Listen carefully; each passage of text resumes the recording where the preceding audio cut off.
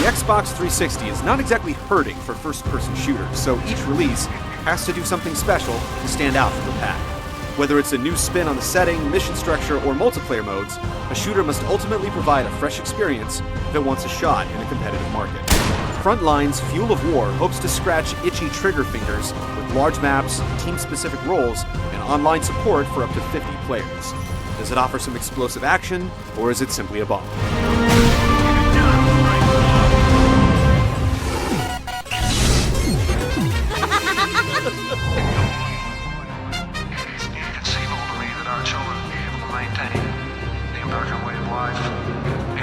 The setting is 2024, and the world as we know it has changed.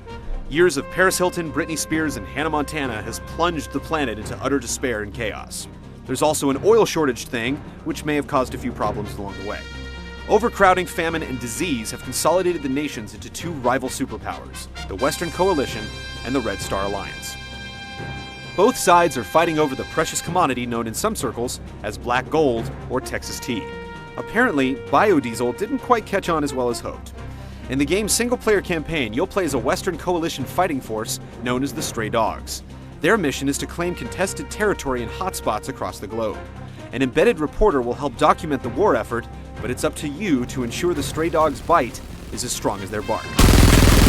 It's the same old resources are drying up so the world is at war plot we've seen before, and there aren't many new twists on the formula in Frontlines. This World War III, Princeton?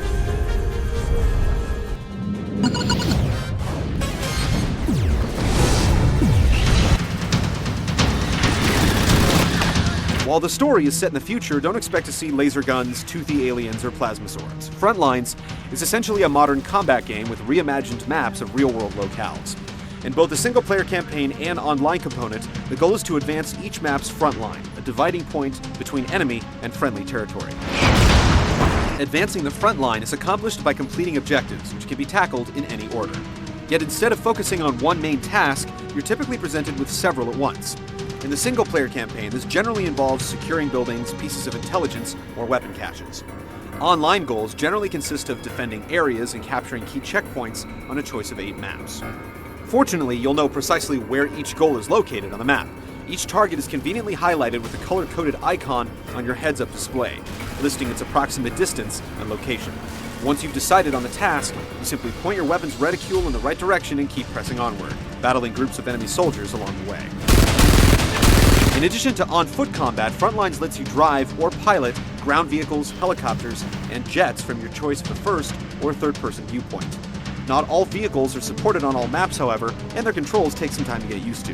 In fact, most of the campaign is designed specifically to introduce you to the vehicles, weapons, and play mechanics, so you'll be better prepared for online play. Clocking in at 6 hours, the 7-level single-player component is over far too quickly. It's either Washington or Moscow.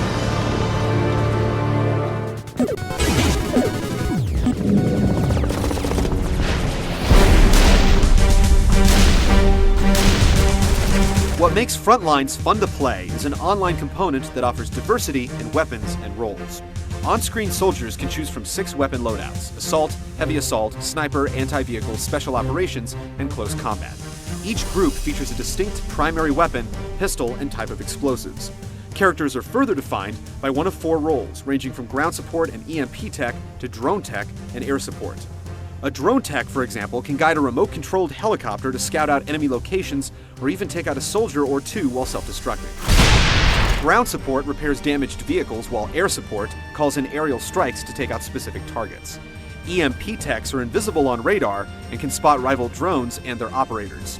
Each role also features a 3-level ranking system, granting you cool new abilities, such as deploying portable sentry guns or EMP generators to incapacitate nearby vehicles and drones. Ranks are achieved by earning experience on the battlefield. This includes killing enemies, securing checkpoints, or using role-specific abilities. While Frontlines offers an intriguing amount of strategic possibilities and a surprising amount of depth, there is only one multiplayer mode, the team-based tug-of-war battle between the 2 factions. Another issue is the limited voice options. You can only talk to members of a 4-man squad. Of course, that means you're free from hearing prepubescent boys screaming, but it would have been nice to have at least a few options. The limited number of dedicated servers is frustrating, and lag can be a big problem as well. We can take it, and we can dish it out! That's what I want to hear!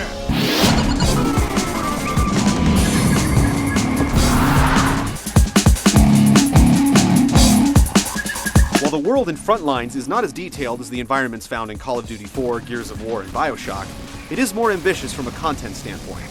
Vehicles, remote-controlled drones, aircraft, ground troops, and explosions help contribute to a visceral, exciting presentation.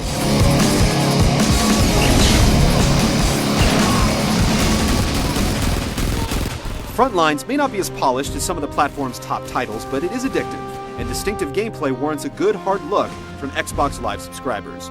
Those hoping for an in-depth solo campaign should look elsewhere to satisfy their story-driven shooting, as what's included is short and largely forgettable. Yet if you value large-scale battles, tactical combat, and team-oriented play, Fuel of War won't leave you running on empty.